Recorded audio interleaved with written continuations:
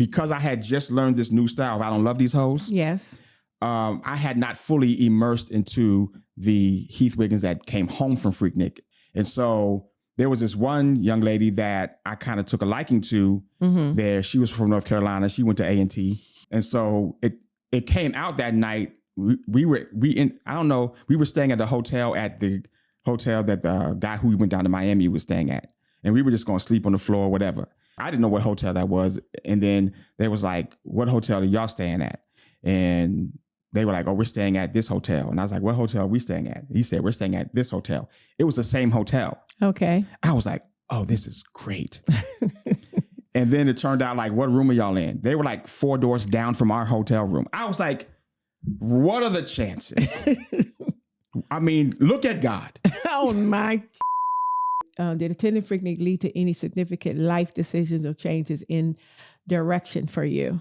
Well, yeah. I mean, like I said, I wanted to get married, and I knew that I needed to pull back from these whoremongering ways.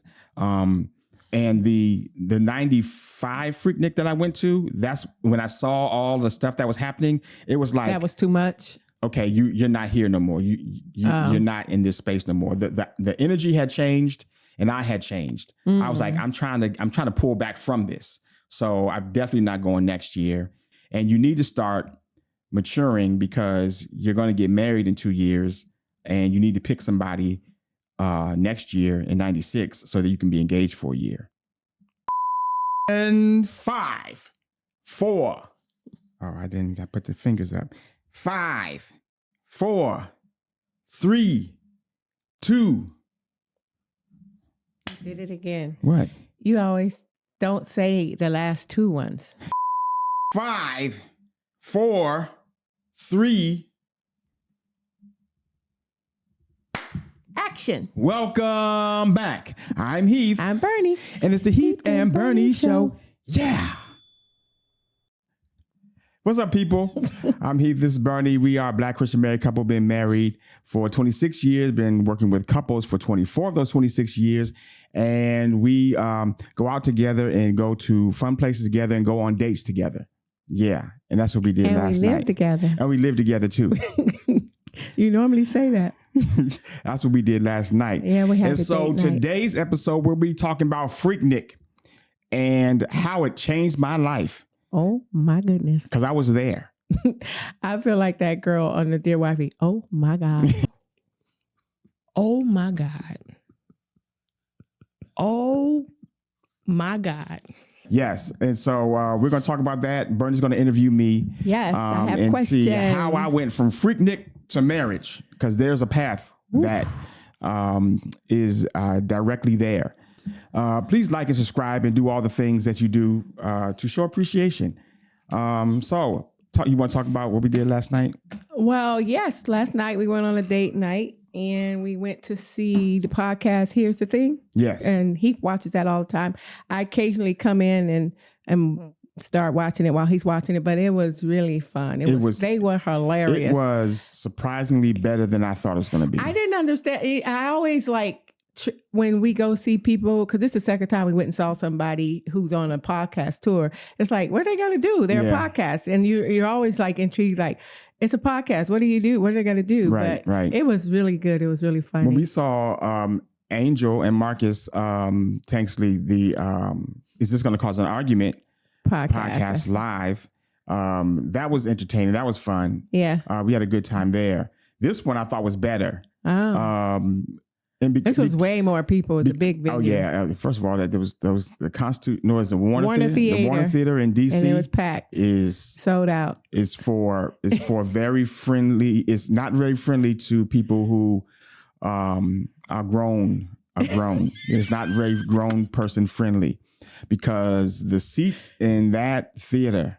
It's an old theater when everybody was probably back in the day farming and not sedentary. Right. So the seats are made for that. Were made for people who of a very small stature.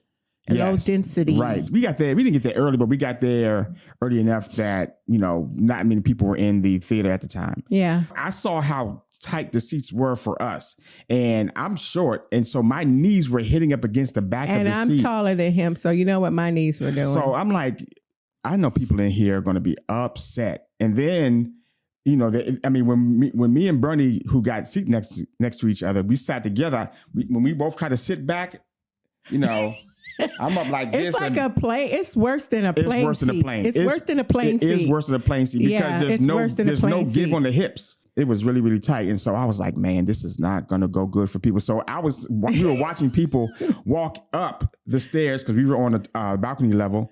And I was like, there's a lot of thick people in here and they're not going to be happy. And there's a lot of tall, thick people in here. Yeah. Like grown women, like you are good. You are good size. And it was grown and men that were everybody. Yes. It's just like some thickery everywhere. And I was like, they're going to be mad. And so there was a woman that came up the stairs and she was walking. And I was like, wow. Because her butt was like, had the capital P on the backside. Now, it wasn't that I was looking. It was that she had on there's no way you could miss it. She had on some some yoga pants and a top that was above the yoga pants. It's just she's putting, and with the butt that size, you can't hide that. Everyone saw it. And it wasn't anything to be ashamed of or to be hidden. She was tall. Yeah. And I was like, ooh, she's gonna have a difficulty time sitting in these seats. And so it turned out she sat right behind us, and she sat right behind me. It was like 4 of them, and she was more of the bigger one, but the other ones weren't small either. Right. They had behinds too. But we all had a bit. Thank God mine is shrieking. So I was able to sit, and I was okay in the seat because I've been doing some work. I'm trying to get rid of my COVID cushion times 3. Oh, yeah. Getting rid of my COVID cushion times 3. I've been working on that. Been doing a great job. The seat was a little okay for me. Only my knees was, touching that front seat, but the seat was all right for me but I would have had the same issue had I not been working on myself. You know what I'm saying? Make a long story short, she sat down and I heard her. She's like, oh, no, this ain't going to work. I'm like, girl, you done bought these tickets. Like, I don't know what you think not going to work. So she went over to the concierge, Mater D, whoever, the host, usher or whatever. People. And she had a laptop. And so she had a laptop. And I'm not a tablet. And so she was looking at something and she was pointing down there. And I was like, oh, she's going to upgrade her seat to the bigger seats with the tables in the middle where the waiters come down to you. Those seats were bigger because you could see the back of them. Yeah. Were much wider than. And so I heard her come back to her seat. She said, her friend, she's like, you can upgrade your seats for $60. And I was like, wow. And so all 4 of them upgraded their seats to $60. So now that meant the seats behind us were going to be free. Empty. Yeah. So I was hoping that somebody wouldn't sit next to me on my left side that was kind of big. And sure enough, I got a good 3X size. I think it was more than that. I'm giving her a friendly 3X. Okay. A friendly, respectful 3X. Mm-hmm. And her friend was a respectful 3X. And so, she sat next to me. I was like, you know what? The seats behind us, they are free. The people, they upgraded their seats over there to get better seats. So these seats are available behind us. And so she's like, where did you upgrade the seats? So I pointed to the lady. So she went right over there and she upgraded her seats. So now. For her and her friend. So now we had 4 seats. But wait, back up. Her friend had already sat down and needed our help to get her out of the seat. Yeah. She's like, oh my gosh. Yeah, can somebody help me? We had to pull her out of that seat. Yeah, we both did. Yeah, because I pulled and you stood up and pulled. Yeah. So that's how tight the seats were. They're smaller than plane. And I said, well, now these 2 seats are available next to us. On the end, yeah. When the people came and sat next to you on the other side, right, we shifted over so there was a seat. And the guy who was going to be next to me had some size to him. Yep. So we was going to be but there was, I as soon as they came, those other people had moved. So when we stood up for them to get by, I just moved over one seat out of my seat. So he would have a seat. It would be a seat between me and him. It was a perfect thing, worked out perfectly. It was, because I was man spreading to keep my knees. Even from my knees were hitting up against the end of the seat. And that was hurting. I was like, I don't know. But anyway. But let's jump into this Freaknik discussion. Yeah.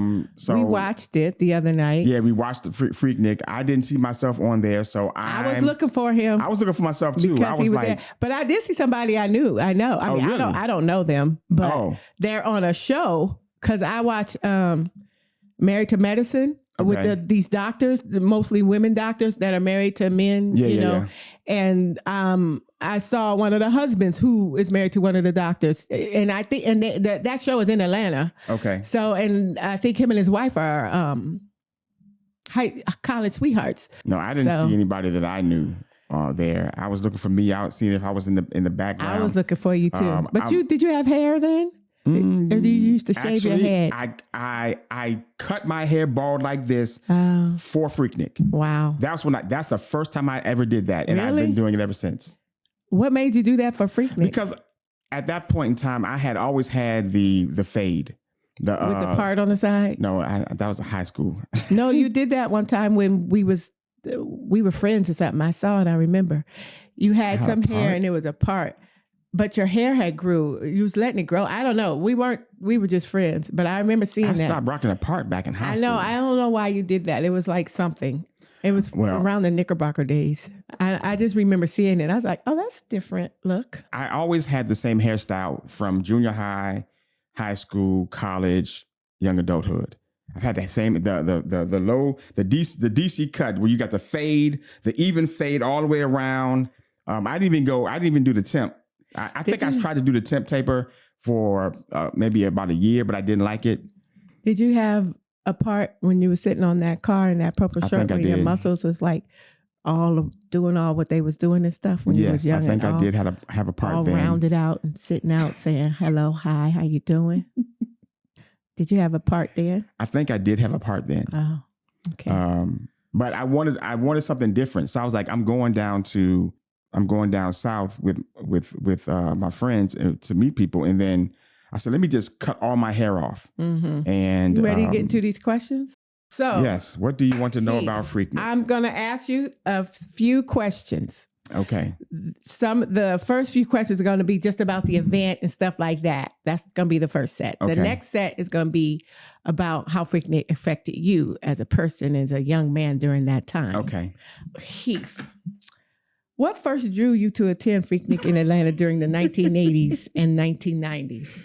I didn't go in the 80s. I just went in 90. I went twice. It wasn't in It started in the 80s. Oh, so you only went in the 90s? Yes, I went in the 90s. Okay. I went in 94 and 95.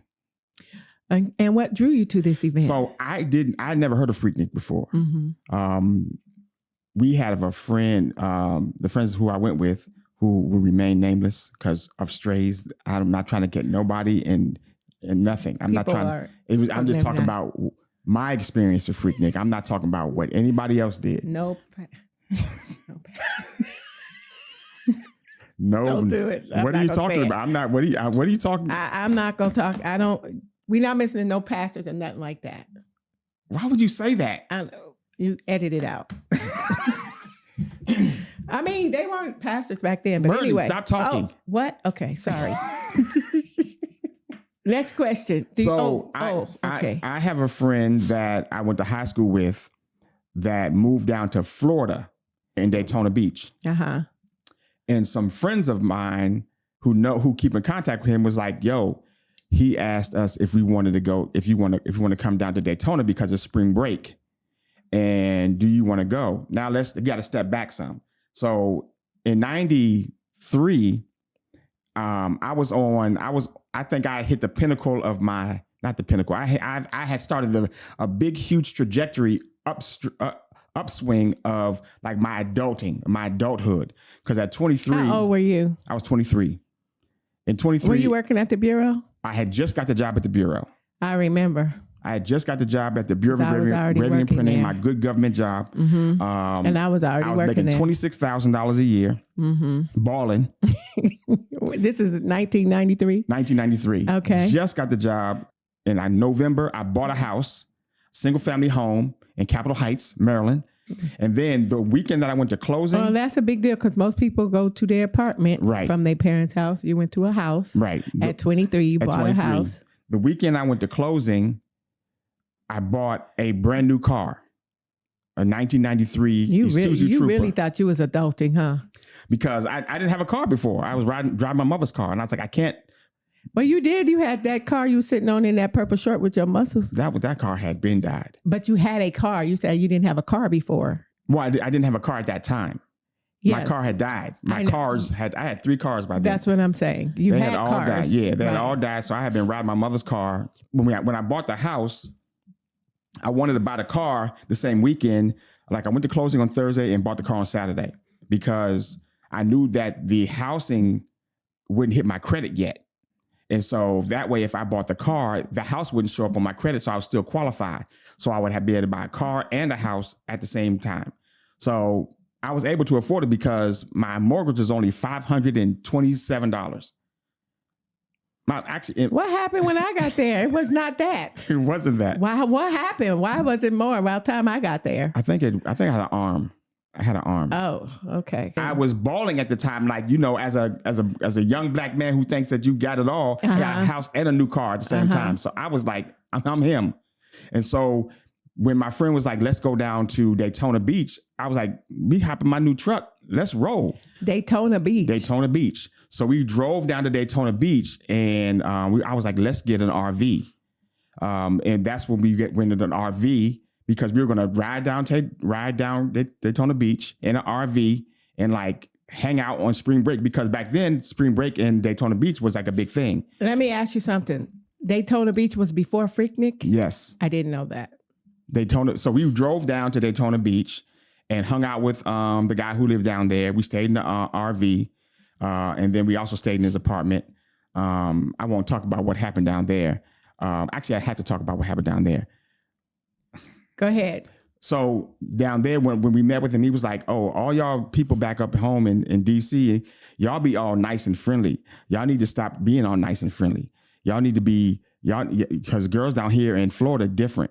They don't want you to be respectful. It's like I came down here from Maryland and I was being all respectful and everything, and I wasn't getting no play. So I had to start being disrespectful. I started calling girls bees. I started calling girls hoes and tricks. I was like, that is crazy. That is ridiculous. Why would you do that? I have a question. Yes. The picture I saw. Which picture? Of you taking a picture with that girl. Yeah. Is that Daytona or Freaknik? I don't remember. It was Freaknik. It was Freaknik. Okay. All right. Go ahead. And then I have several questions, so I'm gonna need you to. You have to know the backstory. Okay. Because I didn't know. I thought Daytona was after Freaknik. I didn't know. It was the same weekend, because of spring break weekend. Oh, okay. And so, but remember they were talking about in the Freaknik how Daytona Beach was like the place where white people go. Right. Right. So we went down to Daytona Beach because our friend lived down there, and we got the RV. We went on the beach and stayed around and did all the things. But it was a mixed bag. It was a mixed bunch of people. And so they was like, oh, we're going to go up to Atlanta to this thing called Freaknik. And I was like, okay, I ain't never been there. And it was on our way home. So we were like, we'll roll. Because we came down to visit him. So hold up. You went to Freaknik from Daytona? I thought you came from here and was like, oh, we plan to go to Freaknik. No, never heard of Freaknik. We went down to Daytona to visit our friend for spring break. So the RV was at Freaknik? No, the RV was at Daytona. And so we drove around Daytona. Oh, you rented it there? We rented it there because we drove down to Daytona, rented the RV, did the RV thing, took the RV back. And then the next day we went up to Freaknik. It was like a Saturday. And I was like, Dag, I thought we was going to be down here. So anyway, we went to Freaknik. And then that's when I was introduced to Freaknik. I don't even know what my question was. I forgot. So my point, I got to go back to. The question was, what drew you to attend Freaknik in Atlanta during the 1990s? My friend living in Daytona and asked us, invited us down. Okay. So I got to go back to what happened. So he was like, you got to stop treating these women with respect. You got to start treating these women like this, that. So he started calling them all these names. I was like, that's crazy. That's just ridiculous. He's like, trust me, watch. He said, we was on Bethune-Cookman's campus. This is in Daytona? This is in Daytona. He was like, watch. And so he was like, hey, Trick. And he called this girl that was all across campus. He's like, hey, Trick. And she stopped and turned around and said, huh? I was like, what's happening? Like, what the heck? He's like, come here. And now there's 1, 2, 3, there's 4 guys standing there. And this guy says, hey, Trick, come here. And she turns around and starts walking. Toward y'all? Toward us. I was like, she's like, y'all come here. And so we started walking like to meet her halfway. I was like, this is crazy. So he was like, what you doing? What you doing tonight? Oh, don't I know you? He's like, no. We ain't doing nothing. I said, we about to have a party. We weren't having a party. He just said that. We're about to have a party. Why don't you and your get some girls to come over? No, we ain't. Man, shut up. Stop tripping. Get some girls to come over. Okay. I was like, oh, this is crazy. And basically he convinced her to get some friends to come over. I was like, y'all had a party? We created one. I was like, this makes no sense. So I was like, I have to try this for myself. Oh my God. Okay. So later on that night, there was these girls walking. I was like, hey, Trick, come here. They stopped and turned around and said, huh? I was like, it's working. She's like, nah, you come here. So I walked over to him. I was like, what y'all doing this tonight? Same line. Oh, we about to have a party at my friend's house. Why don't y'all come over? It's like, nah, I gotta go home. I gotta go do something. I don't care about your schedule. I said, look, I told you I'm in town for just the weekend. I said, come over. It's like, what's your address? I was like, this is crazy. I was like, this makes no sense. I was like, okay, Heath Wiggins has changed. I no longer am being respectful. I now am going to adopt the I don't love these hoes mentality because that's is where successful. That started. That's in Daytona Beach on Bethune-Cookman's campus. That's where that started. I was like, this is crazy. And the next day we went to Freaknik. You got, okay. So that's what drove me down to Freaknik. You got a little nostalgic, little happiness in your face that I'm going to need you to curtail or fix or...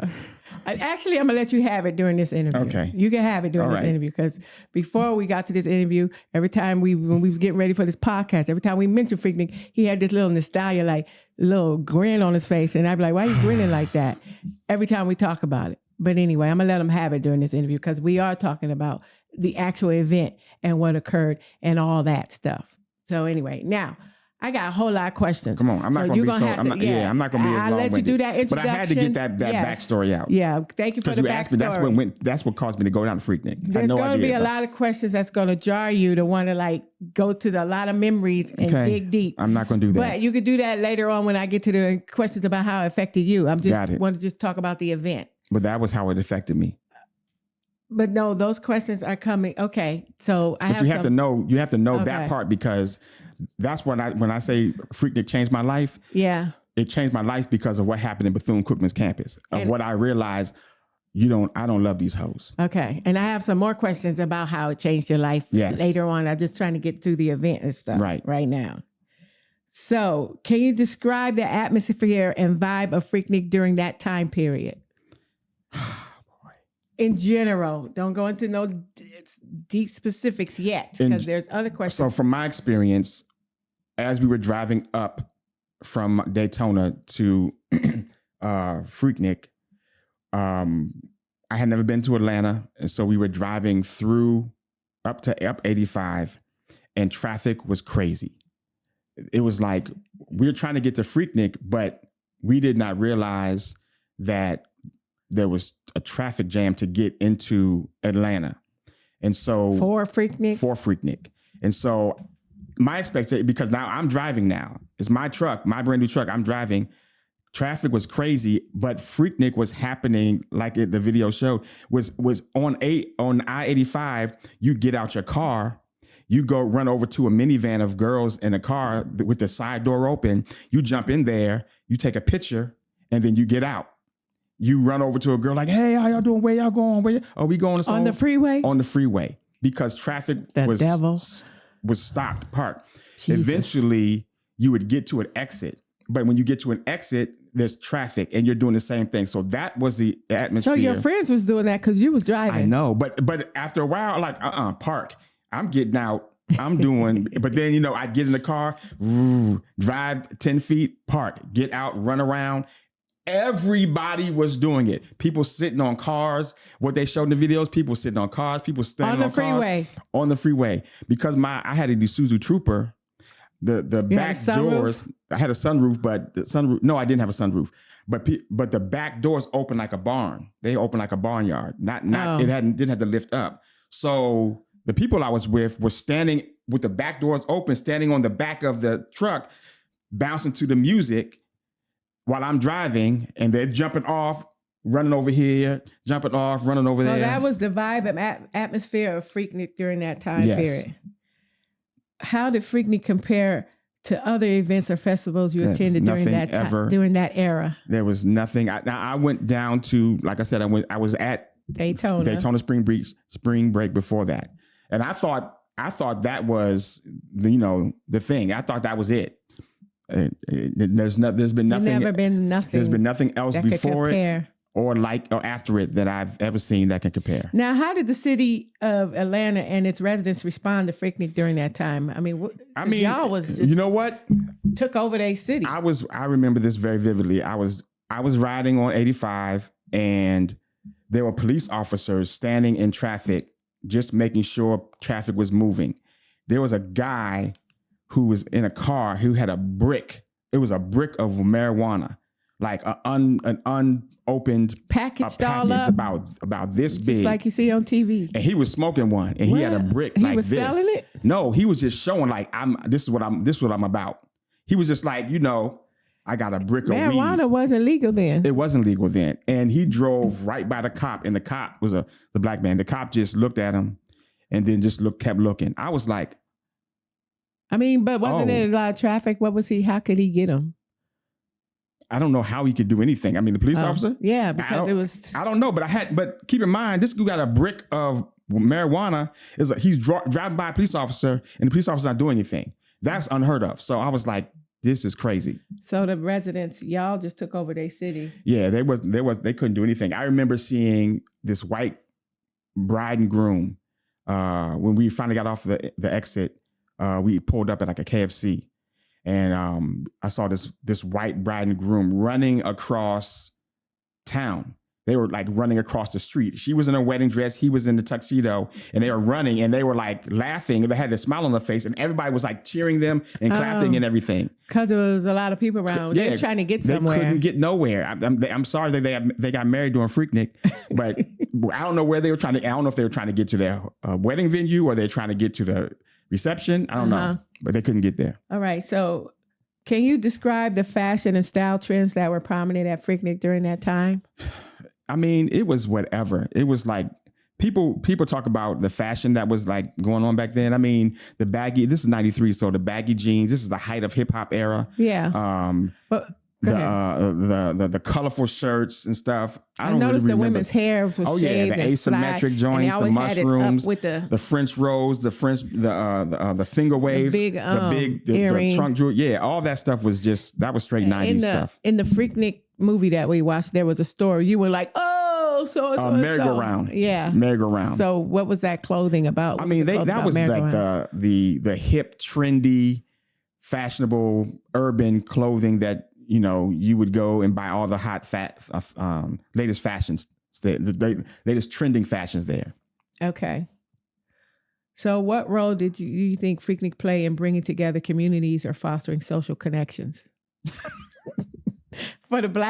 Apparently for the black folks, because that's all I saw. Fostering social connections. There was a lot of social connecting.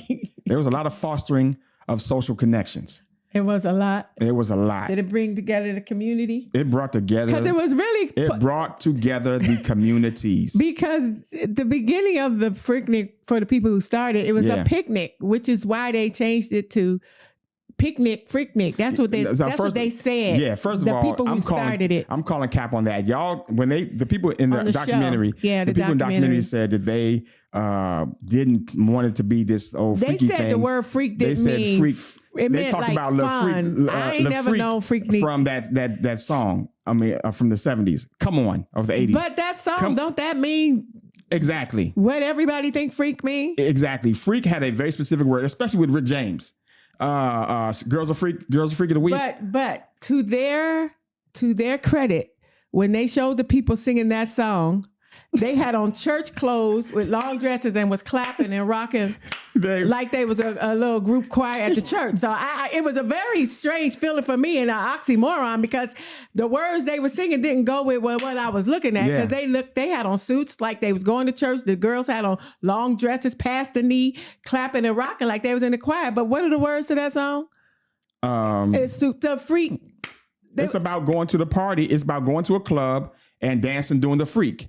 And the freak was... I didn't understand why they was dressed like that. But even back then, I mean... I didn't understand it. That was weird. They looked like they was going to church. They probably were church people. They looked like church people and singing they were songs. church musicians. That's what it was. They were church musicians. They was dressed for church. And was that the video? That was the video of the song. Yeah. Okay. That didn't make it was as an oxymoron. But you can't tell me that as a college student in the 80s when that song came out and you said, we're going to change everything to the name freak. You weren't thinking of freak. But isn't the word freak and the original origin of freak? Luke had not brought it the real Miami-based freak to Freaknik until '93, but freak had its own intentionality. Yeah, I mean the word in itself only has one meaning to me, so I don't know if a girl is called a freak back then, that was disrespect. Yeah. So I didn't understand that part of the documentary. It didn't make sense make it to seem me. like it was like an innocent thing if they want to, but you whatever, man. I was in college and I know if I named something freak, my intentions were. It ain't never had no little nice connotation to it. I mean, it's always been what it is. Yeah. So. Next question. Were there any particular locations or venues in Atlanta that were central to Freaknik experience? We never got there. And where was there? Piedmont Park. We never got there. That's where they started it off in the documentary where the picnic was. Yeah, we never got it. I mean, the thing was like Freaknik is, you got to get to Piedmont Park. First of all, where are you going to park? There is no place to park in the city. There's no place. The Freaknik became wherever you were. That's Freaknik. Whatever road. Because at Piedmont Park, was there supposed to be a show and events? And I don't know. You never even made it. I never even made it. So I never heard of Freaknik. So I'm coming up from Daytona and we're going to Freaknik and we're supposed to be going to Piedmont Park. Something's supposed to be happening there or it's just a big picnic. But we never made it there. And then all the things that I see in my route to get there was like, we don't have to go to Piedmont Park. This we can is great just right be here. I mean, when we pulled off the exit, we pulled into this exit, the KFC, and it was sad. And a group of girls walked out of KFC. Guys from everywhere, swarm. It was like 6 of them. Swarmed to the girls? Swarmed to the girls. And did what? Just like, hey, how you doing? Where you doing? Where you going? What you doing tonight? Gosh, blah, blah, blah. I mean, you're not trying to I don't know what, it was sensory overload. You're not trying to like get their number to call them later. Maybe you are. But what are you trying to do then? I don't know what the goal was. Let me take a picture. That was the goal. That was all that we could muster. With y'all's Polaroid and y'all's No, but we had the camera at the time. I mean, we had film in the camera. It was what kind of the cameras back then? It wasn't y'all didn't have a Polaroid, but you had the other kind of camera. Yeah, those kind of that you had to. We had the joints that you buy at Kodak. We had the joints that you buy at CVS. Yeah, you kick it. Click, the disposable camera. Yeah, the disposable joints. Okay. All you want to do is take a picture. But we ended up taking a picture with these girls. And then the guys started getting handsy and stuff like that, which was what you did. And the girls were like, okay. It's like, they let That's you enough. do it. And then it's like, okay. Stop. And then it's like, you stopped. It wasn't. And when you say the guys, y'all was getting handsy with the girls that came out of KFC when you was taking pictures. I can't speak for what anybody else was doing. So what were you doing, Heath? I was taking a picture with a young lady. And then, my hand may go on her butt. And I may grab her a little closely than I should. Than I normally would. I can't say I should. Than I normally would.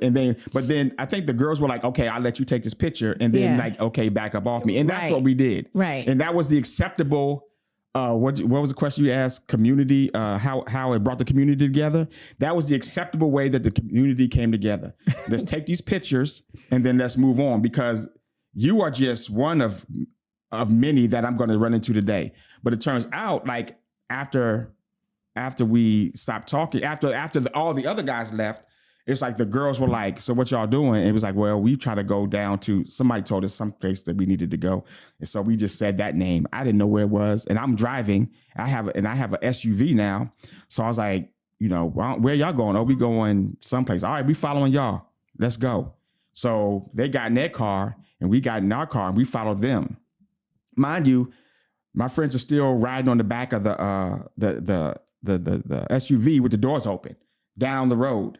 And they're still hollering at people and stuff. But we ended up going someplace where they were.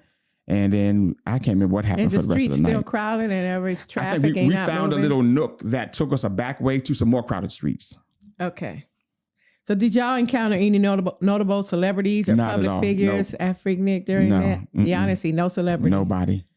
So when did the nasty guy come who made it really nasty come down? So there was some kind of show somewhere at Piedmont Park where Luke came down and I guess.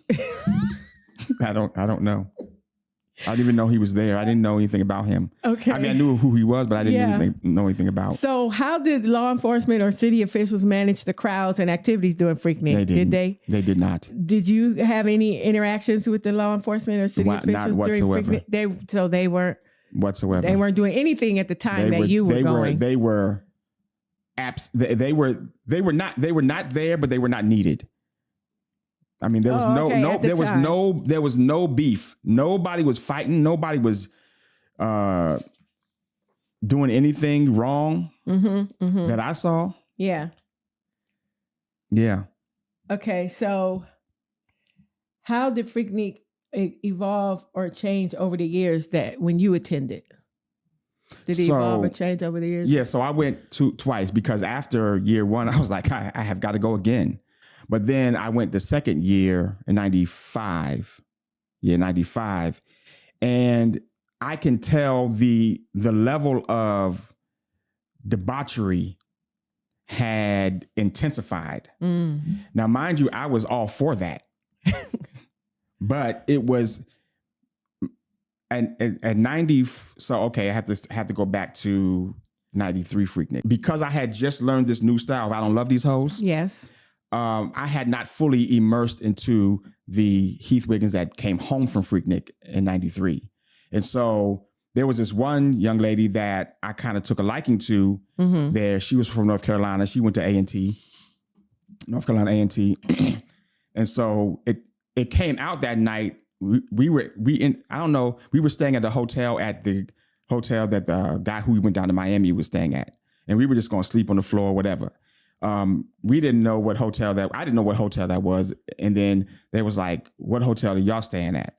And they were like, oh, we're staying at this hotel. And I was like, what hotel are we staying at? He said, we're staying at this hotel. It was the same hotel. Okay. I was like, oh, this is great. And then it turned out like, what room are y'all in? They were like 4 doors down from our hotel room. I was like, what are the chances? I mean, look at God. Oh my.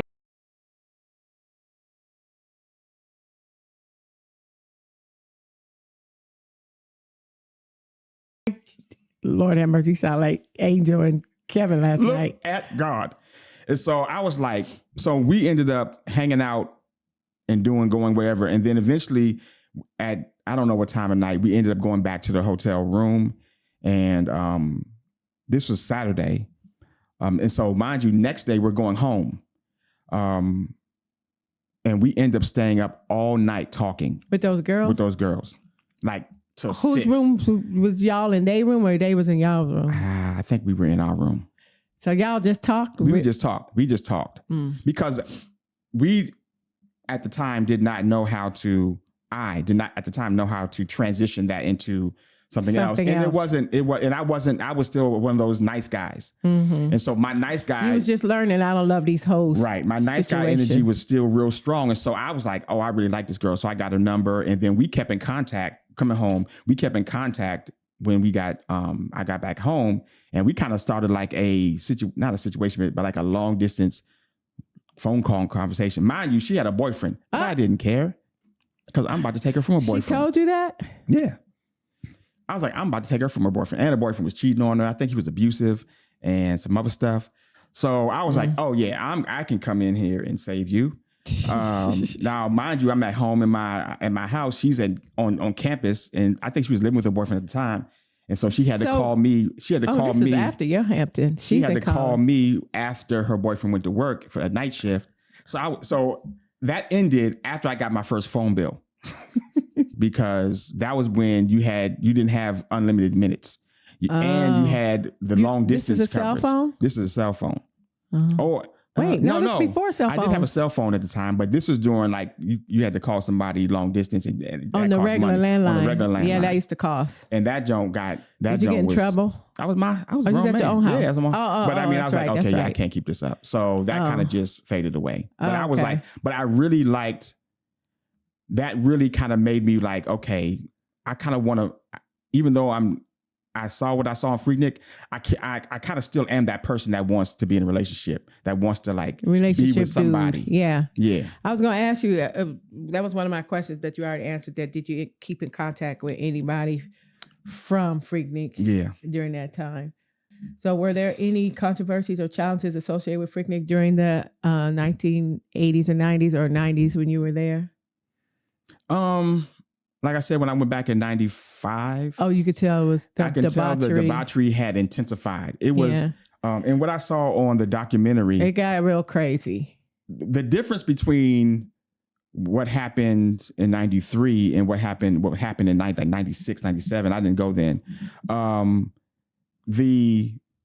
we would go up to a girl and we would like feel up on her and do all that, she was okay with that.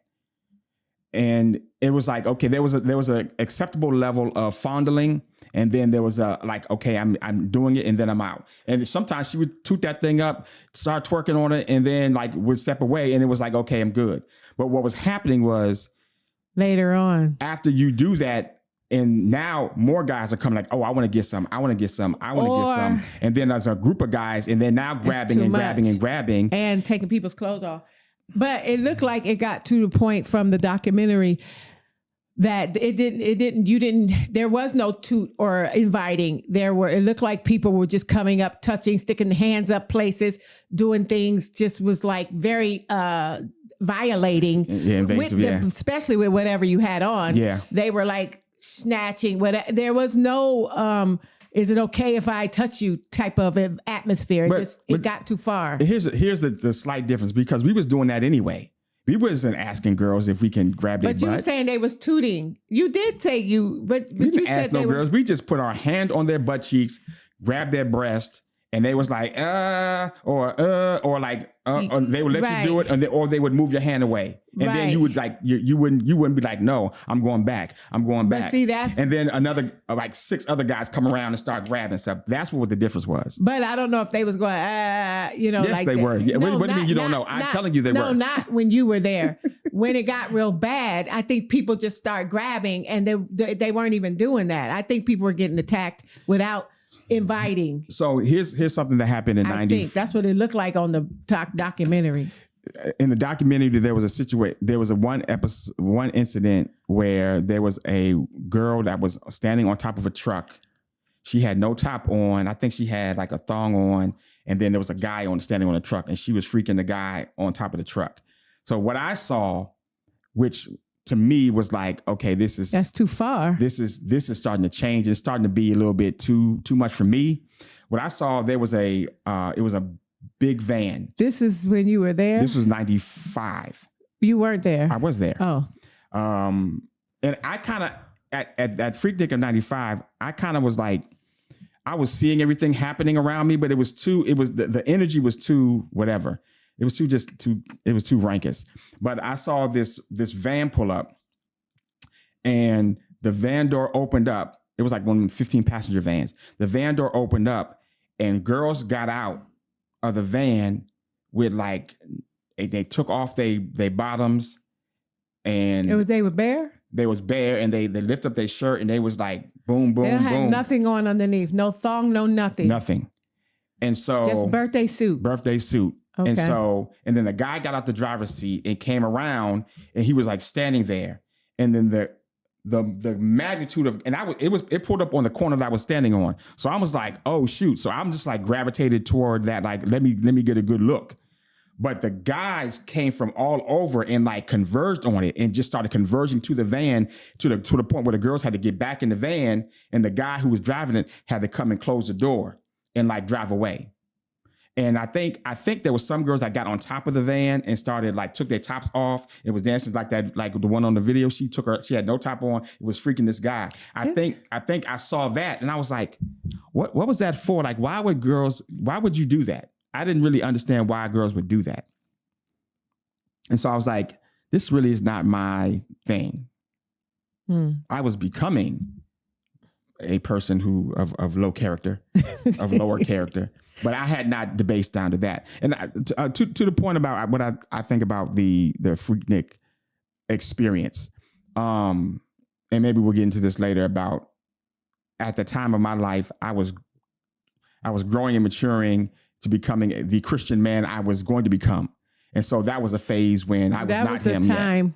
And that was when we were friends and we were working together. And he told me he was going to Freaknik at Daytona Beach, which is when I then said, you're not saved. Right. Who goes to Freaknik and loves Jesus and loves God? Right. I mean, it's a you're not legitimate saved. question. I didn't know what Freaknik was about, but just the name alone, I was like, you're not saved. That's a legitimate observation. And one could question my salvation. And yeah, that's true. I definitely questioned it when we were friends because he was like, oh yeah, I'm going to Freak.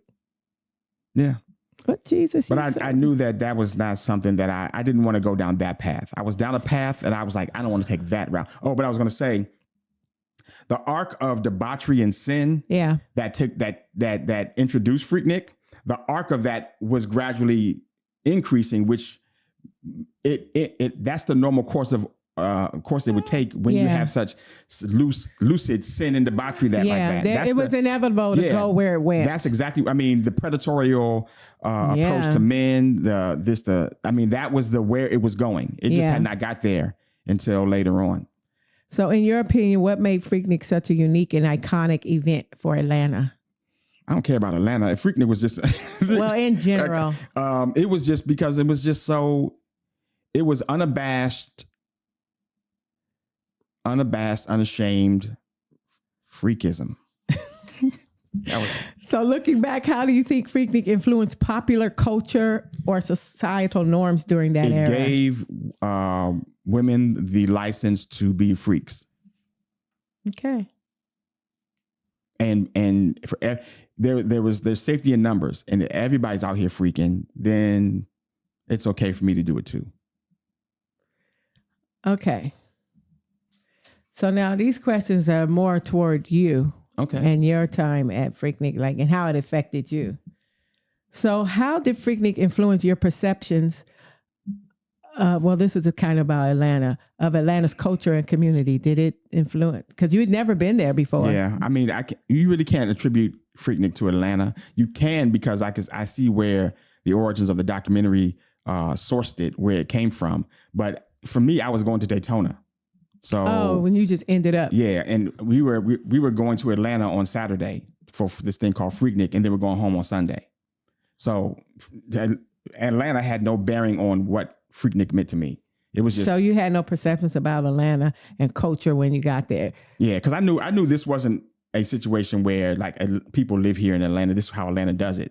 It was like, cause I met people from everywhere. People were I don't think I met anybody from Atlanta. They was just trying to go to the store and y'all was in their way. So how do you think attending Freaknik shaped your identity or outlook on life?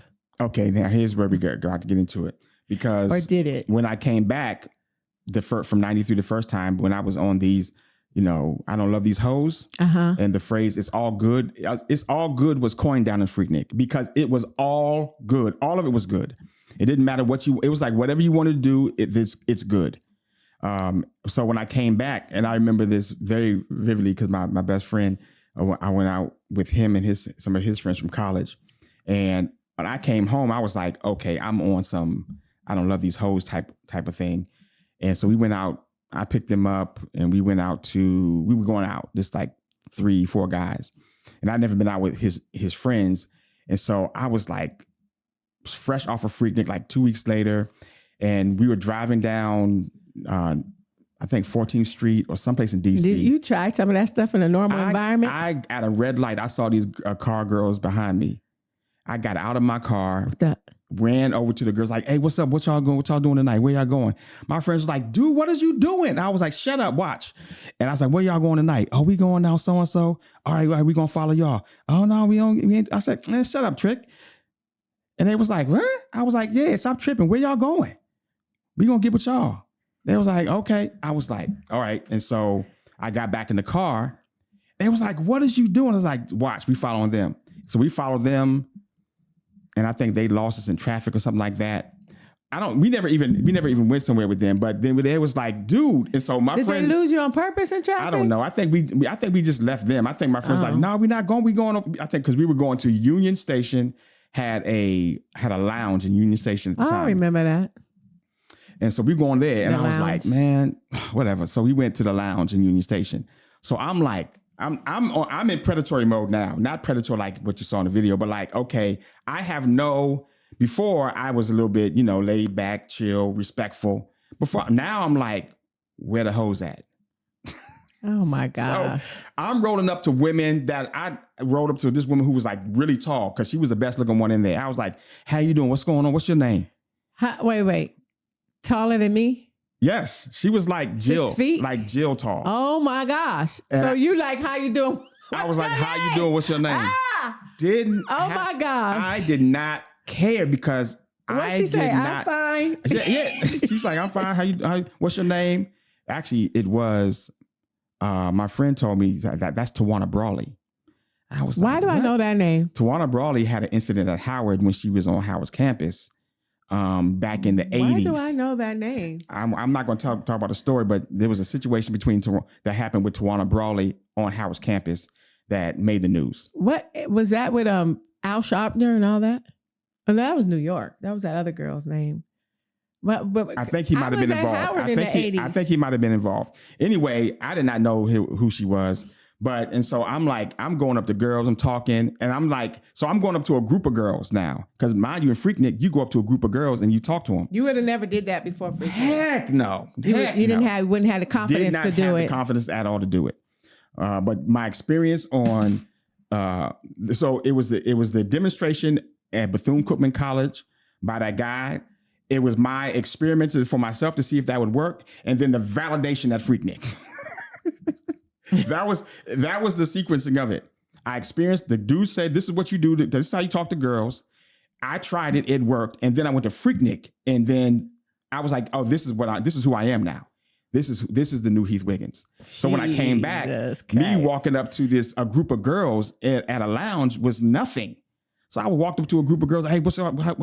How y'all doing? Blah, blah, blah. The same friends that went to Freaknik with you? No, they didn't. Oh, so they didn't know the style. Never even been to Freak. Didn't know the style. And they're still on the DC. You got to be smooth, gentlemen. You got to lay back. You got to be, you walk in the lounge and just like post up and just be smooth. That's their style. So I was like, I would walk up to a group of girls and expecting what happened in Freaknik, like, okay, the guys that I roll with, we all come together, or they just join in. So I walk up, I was like, come on, y'all. So I'm waving them over like, oh, I got their attention. And they never came over.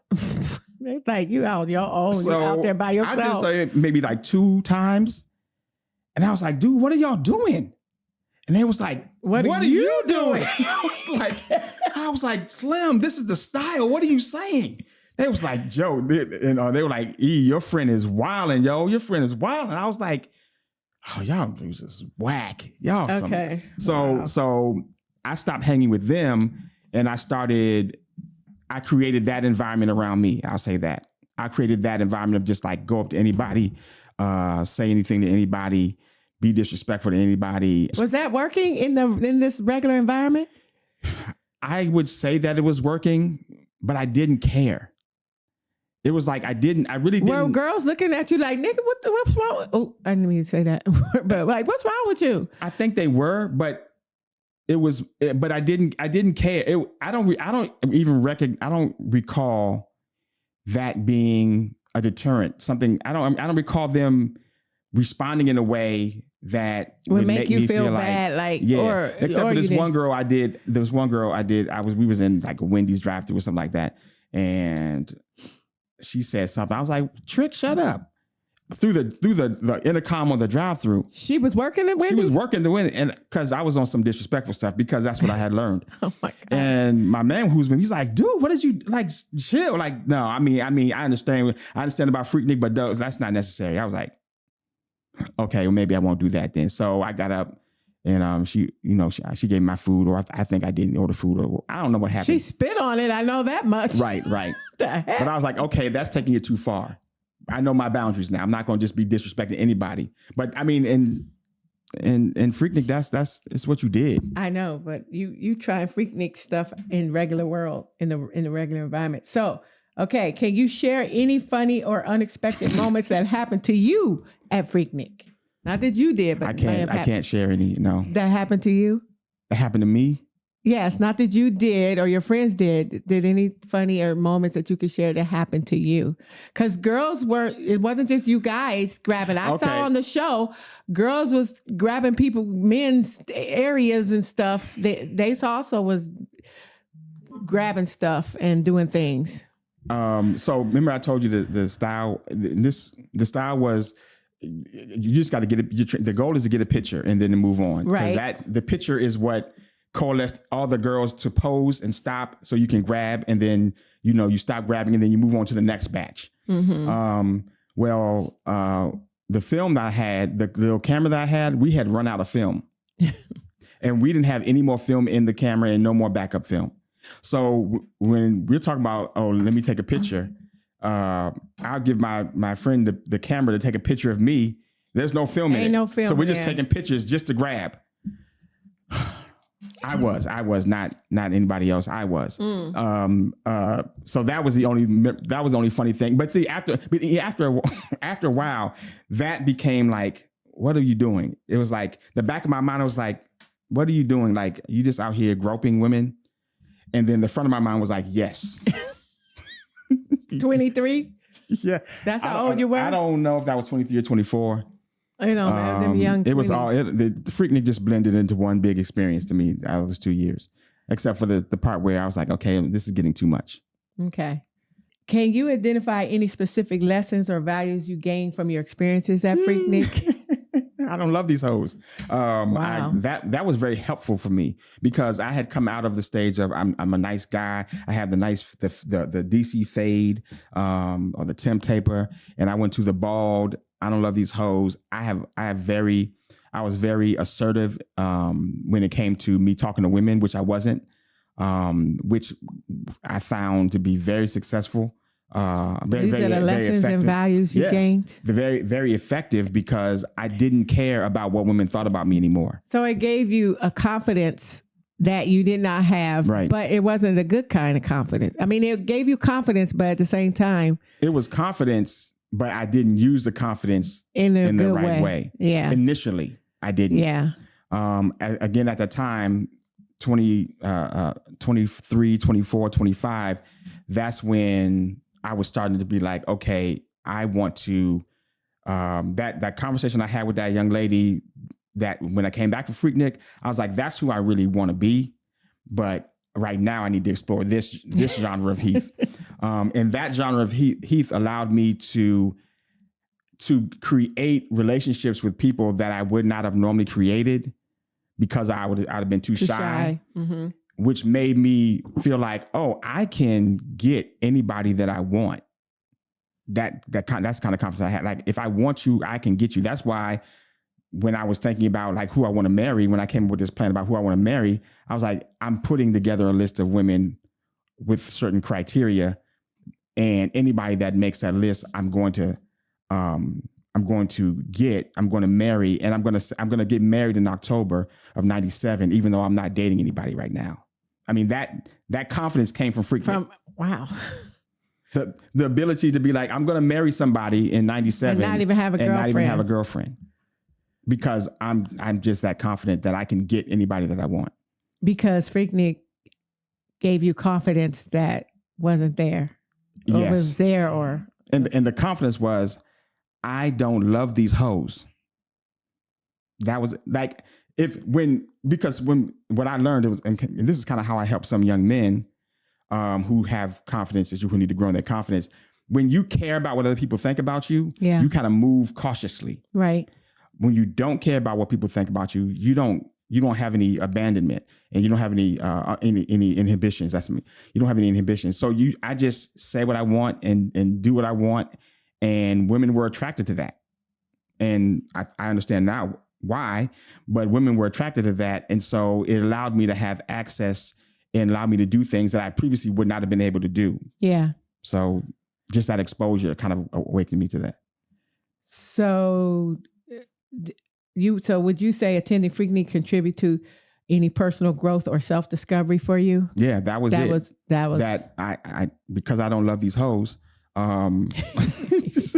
I can have more confidence, but because my core nature was a nice, respectable, respectful young man, I blended the respectable, nice gentleman side with the I don't love these hoes side, and came up with a nice little cocktail that worked, that allowed me to be mean enough to get girls' attention, but nice enough to keep their attention.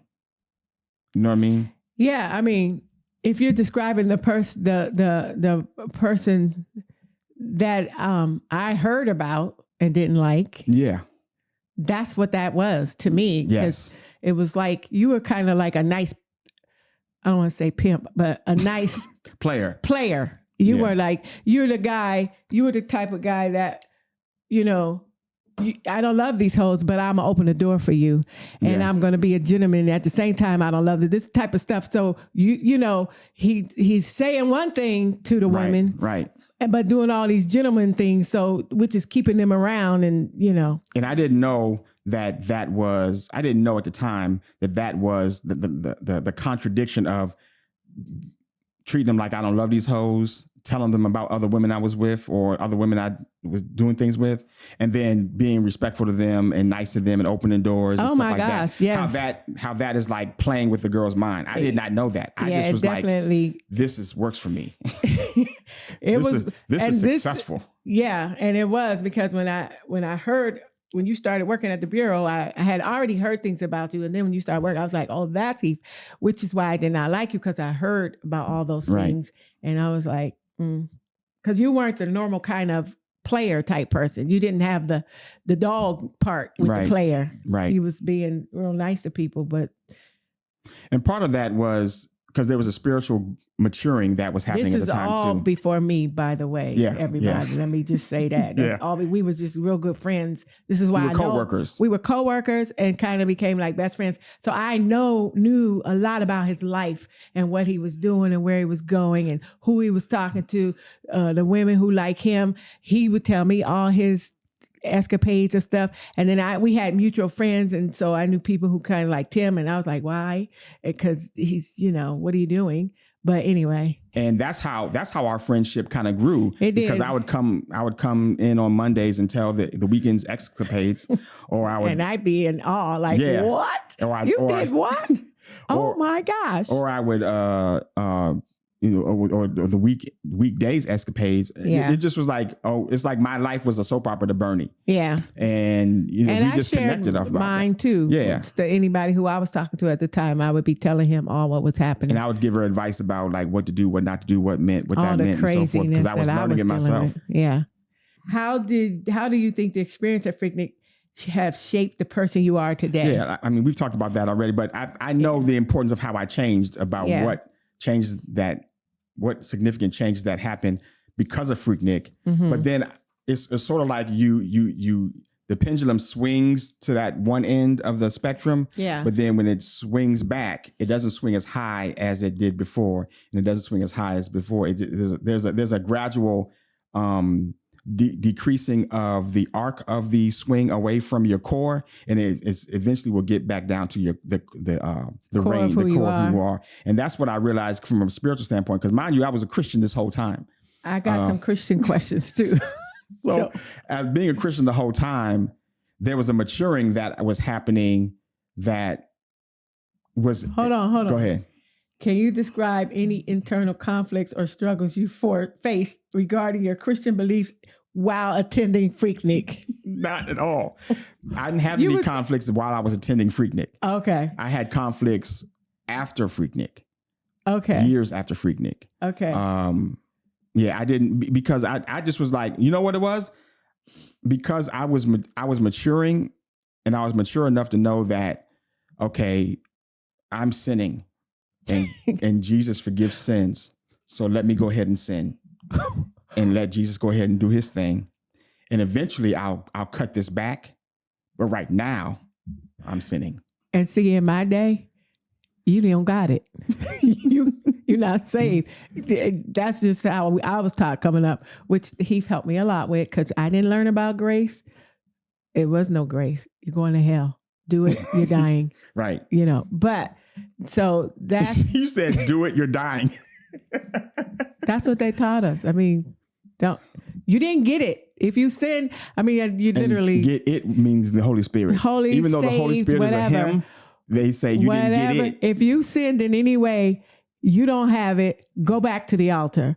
Matter of fact, lay down and keep saying his name till stuff come out of your mouth. And Terry. You're Terry. Terry. Mm-hmm. Anyway, so yeah.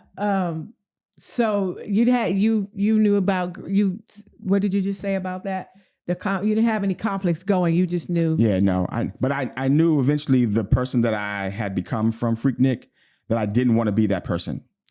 So forever. And that's really what started. That's not what started, but that is what I knew the origin, the base from what I needed to change from, like in 94. Actually, it was 94. So wait, does this go with this question? How did you reconcile the party atmosphere of Freaknik with your Christian beliefs? Yeah. So, and I knew I was going to change eventually. Uh-huh. And so I knew I wanted to. It was in 94 that I was like, okay, I want to get married. I want a wife, and so I'm going to get married in 97. And I said this in 1994. I'm gonna get married in 97. So I need to begin to pull back from these Freaknik ways. And I know it's gonna take me a while. And I don't want it to be quickly. So I'm gonna take 2 years. I'm gonna take 2 years from 94 to 96 to gradually pull back from all the things that I had been doing. Because Freaknik took you, after you did Freaknik, there were some other home festivities that you got into. Did you get into those festivities because of the confidence and the lessons and the growth or whatever, or confidence that you got from, my point is, do you think you would have ever gotten to those things because of that confidence? Because that was after Freaknik, right? No, that was before and after. It was before and after. Oh, that had already started. It already started, but the confidence that I had to do, the confidence that I had to do those things, I gradually grew, but I didn't have the confidence to approach women. And do you know what I'm talking about? I know what you're talking about, but I have to be careful. I understand. The confidence that I had to just approach women and do stuff and say things and be and not love them and care about how they thought about me, that I didn't have that at that point until after Freaknik. Okay. Did attending Freaknik lead to any significant life decisions or changes in direction for you? Well, yeah. I mean, like I said, I wanted to get married, and I knew that I needed to pull back from these whoremongering ways. And the 95 Freaknik that I went to, that's when I saw all the stuff that was happening. It was like, that was too much. Okay, you're not here no more. You're not in this space no more. The energy had changed. And I had changed. I was like, I'm trying to pull back from this. So I'm definitely not going next year. And you need to start maturing, because you're going to get married in 2 years, and you need to pick somebody next year in 96 so that you can be engaged for a year.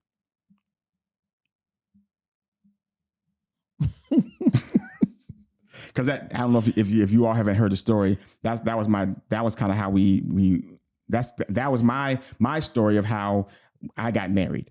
In 94, I wanted to get married in 97. So I said it's going to take me 2 years to pull back from all these low to bar ways. And then eventually pick somebody that I want to get married to. And if I got to do that by 96, and I'm going to need to convince that person to marry me so that I can be engaged for a year and then get married in 97. And 26 years later, here we are. He was all cleaned up by the time he got to me. That is true. Yes. Because I watched it, actually. I was there. I watched the cleanup. Because she saw you heard, and you didn't see, but you heard the stories of what I was doing before Freaknik, during Freaknik, or after Freaknik. And then when I started to like clean myself up and started to purge all those ways, and then you saw the mature side. That's when I said, you got it now. Like the church folks would say, you got it now. Okay. So looking back, what do you consider to be the most valuable takeaway or lesson from your time at Freaknik? When I look back over my life, I can see how you letting me. I think what I learned from Freaknik the most was how not to love these hoes, which gave me confidence to not care what people think about me. And that has... In general, in life in general. Not life in general, but more so toward women? Toward women. Okay. But then doing that toward women and seeing the effects of that made me look at it, transcended over to life in general. But here's the thing about how as you grow and mature spiritually, how that even changes, because there's a level of you that shouldn't care about what people think about you. And then there's a level of you that has to care about what people think about you because of your testimony, because of your witness, because if you want people to follow you as a leader, if you want people to follow me as I follow Christ, that kind of thing. So you have to be mindful about what people think about you. And so there's a balance, and the dichotomy of it, there's a balance of how much do you not care and how much do you care. And so what I learned was that you can not care about what people think about you when it comes to your purpose and who you are as an identity, even if it's not popular, even if it's not if it trends away from what culture says, you cannot care about that. But if the who you are is in service toward the people you're trying to help, you have to care about what they think about you. You have to care about what the people who you're trying to help think about you, because you're trying to influence and assuage or persuade them to follow you in a specific direction. Like, I have to care what you think about me, even though I have to move in a way that's not contingent upon, not that you don't care about me. How do I say this? It's like I have to be confident to move according to how I think I should move as a person. When people, and the trending word is like, you got to be your authentic self. Yeah. Like, I have to be my authentic self, and I have to not care about what you think about my authentic self. But part of my authentic self is to lead you as a husband. So I have to be mindful about how I lead you as a husband. So part of your authentic self cares about what I think about exactly how you are as a husband. Right. Because of who I am, where I'm going, and who you are to me in the journey there. That was a good point. Okay. Who I am, where I'm going, and who you are to me in that journey. I have to care about you. But who I am and where I'm going, that has to be independent of me. That has to be something that I'm doing. And then, like, okay, because I want you to come along with me, then I got to do it this way. That was a word. Right. That exactly. Because I could come kicking and screaming if you was in the I don't love these hoes mode. Right. That won't work well. No. Exactly. And that was one of the things. So here's another good point about when you're transitioning, especially since we're talking to newly married couples, when you're transitioning from singlehood to married life, the things that got you to the altar will not keep you married. The things that you did while the lifestyle that Courtship. I led up until the point where, okay, I chose you, you said yes, and now we're working toward marriage.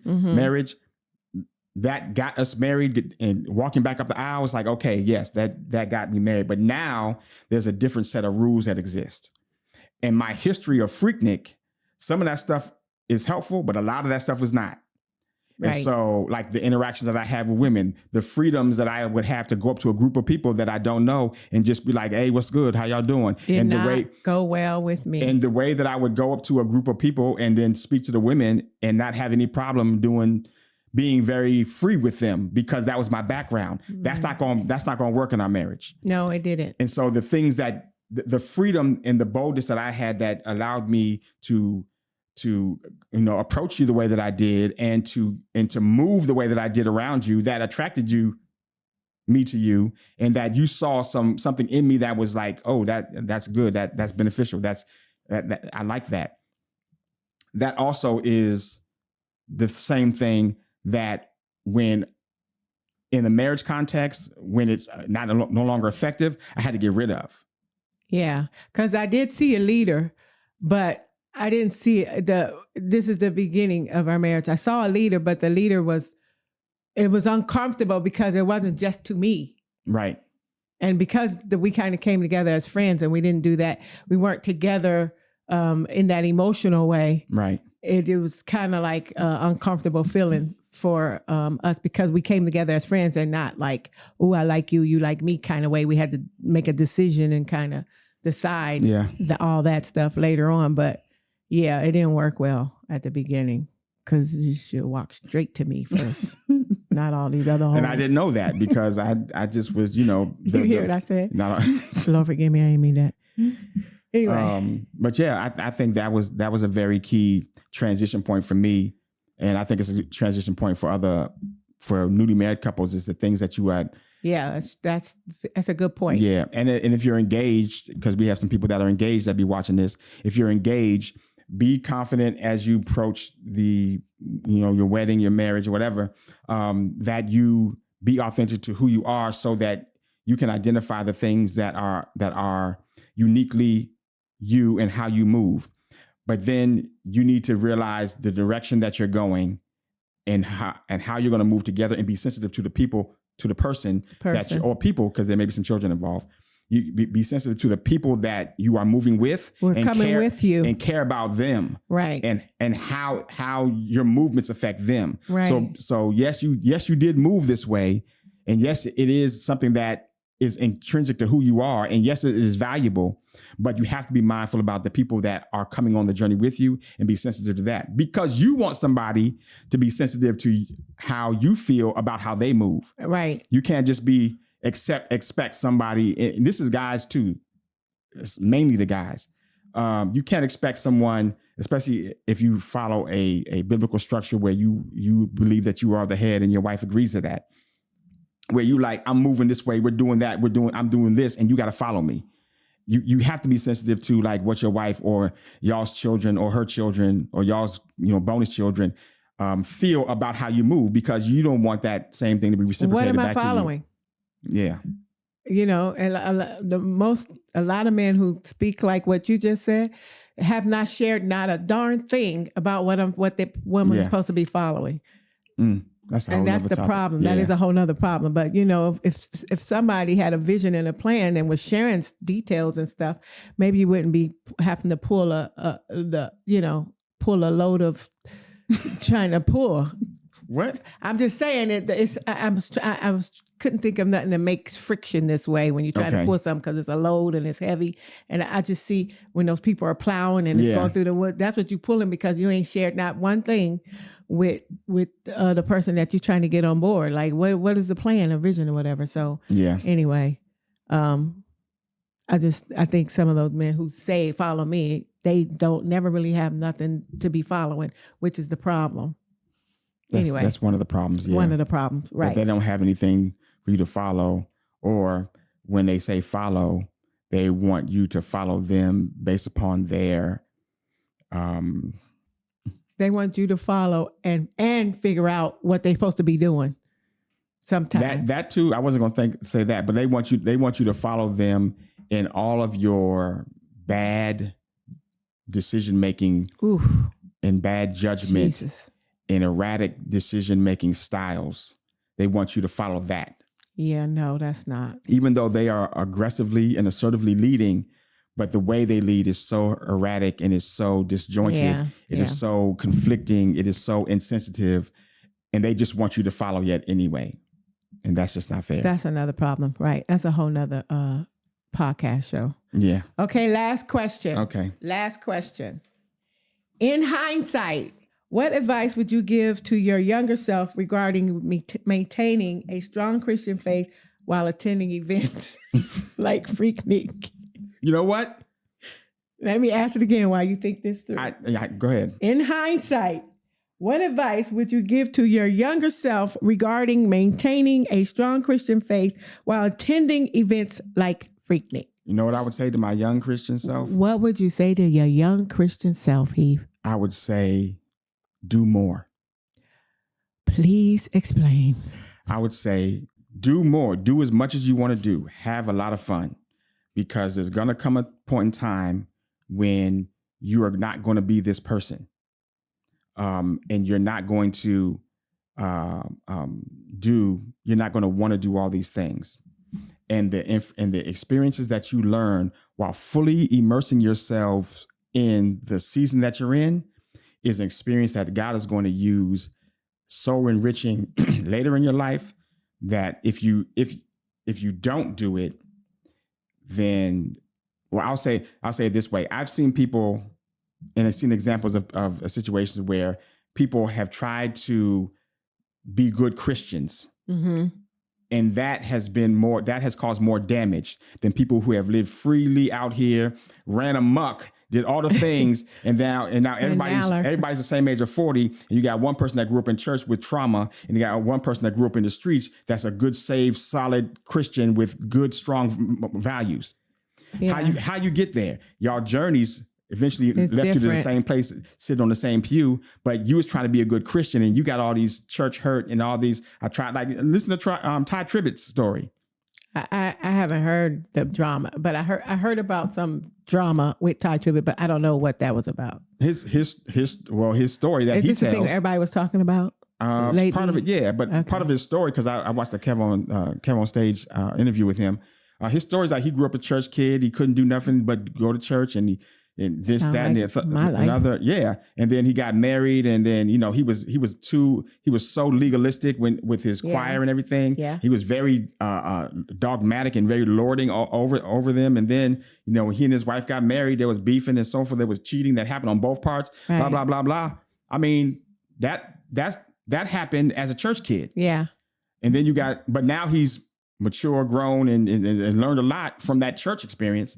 And then you have somebody else who that was in the streets, had a completely different route, and ends up in the same place. Yeah. So it's like, okay, by trying to be a good church kid, you're still gonna go through not the same struggles, but you're still gonna go through struggles. Yeah, you will. Right. So knowing that you're gonna go through struggles, if you want to go to Freaknik, I wouldn't be like, yo, you should go to Freaknik. I wouldn't tell my young Christian self, yo, you should go to Freaknik. But if my young Christian self came to me and said, I'm going to Freaknik, I'm like, oh, okay, here's what you need to do. You need to have a good time.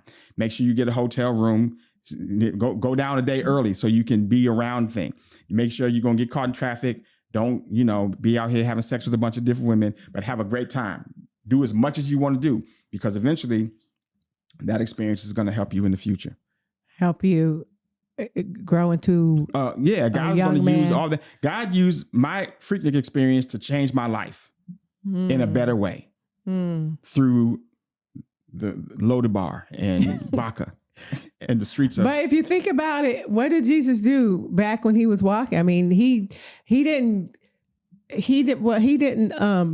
wasn't always approaching the goody two-shoes people. Yeah. He was approaching the woman at the well who had several men. He's approaching the tax collector. You know what I'm saying? And these are the people that he approached. And not only Jesus, but look at who God used in the Old Testament. He used the prostitute in order to save the Tamar, or no, what was her name? Gomer. Was it Gomer? No, not Gomer. It was Tamar. Actually, he used Gomer too. The one Hagar. That was when they Yeah. marched around the thing. What was her name? I don't remember what her name was, but they helped used her. them. She was a I prostitute. can't remember her name. They used the woman at the well to spread the word. They used, and those are just the women. The men, they used Moses.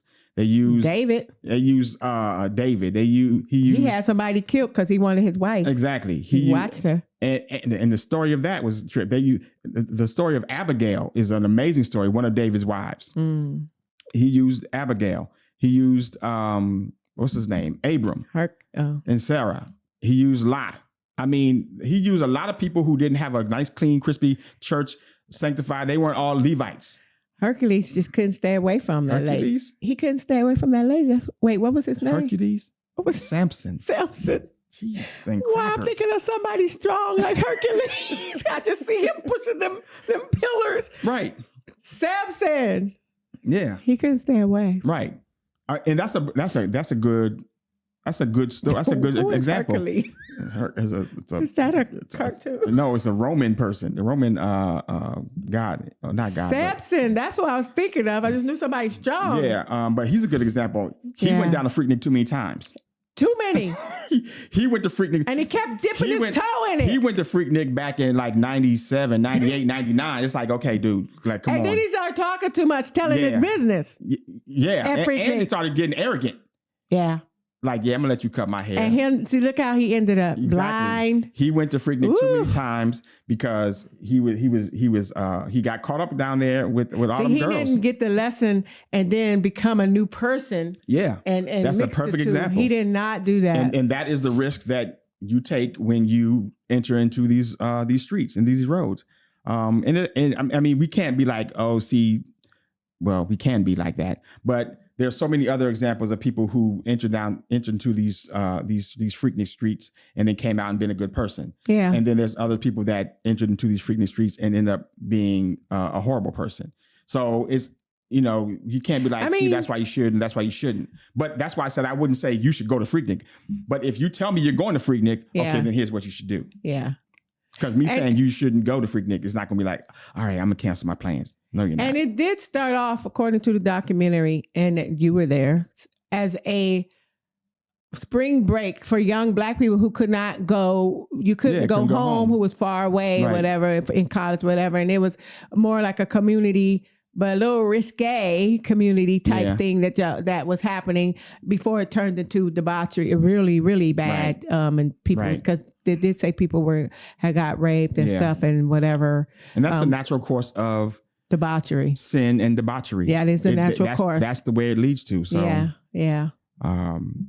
It's unfortunate that it happened to that young lady, but I think it happened to several people. Yeah, I mean, probably. Yeah. But when you standing next to the city gates, that's so true. And when God strikes down Sodom and Gomorrah, and you standing by the city gates and not walking away with Lot and them. Or if you look back. If you look back. Salt. Sorry. Yeah. So that concludes all my questions, Heath, about Freaknik. Thank you for letting me interview you. You're welcome. Because you were there. I was there. I remember when you went. We were friends. It's an incredible time. So this concludes the nostalgic looks on your face when we talk about it. I don't want to see those little smirks. Nah. Because anyway, but yeah, this concludes my interview. All right. If this was interesting for you, if you found some very good insight from this, please like and subscribe. Do all the things you do for the channel, for YouTube. And we will see you on the next one. Bye.